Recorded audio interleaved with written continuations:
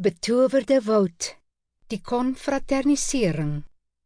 'n Kort verhaal deur L.S. Morgan, vertel deur Dini Stein. Betowerde woud, die konfraternisering.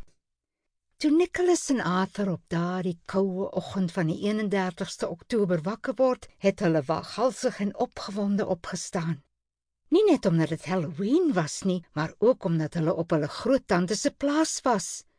Albei het geweet dat hulle die hele naweek sou hê om opwindende avonture, staptogte en pret te geniet.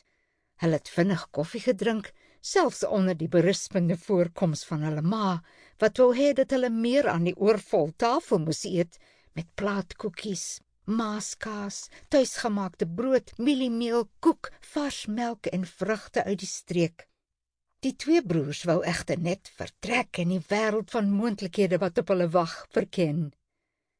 Nicholas, 'n 8-jarige kind, was die leier van die twee seuns en het vol selfvertroue na die pad gegaan wat gelei het na die groot koffieplantasie.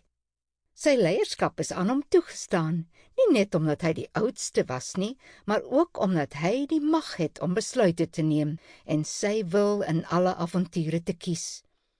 Die 5-jarige jonger broer het die vermetelheid gehad om al die avonture wat Nicholas gelei het en die bewondering wat hy vir hom gehad het, te verduur. Albei het stokke gedra wat hulle op die grond opgetel het en hulle het voortgegaan, opgewonde oor die avontuur, nie voordat hulle hul ma hoor skree het om te verhoed dat hulle in die koffieplantasie beland nie, as gevolg van moontlike slange of gevaarlike diere. Sy het weggedraai nog voordat sy gesien het dat die kinders presies die teenoorgestelde doen as wat sy beveel het. Sample complete. Ready to continue?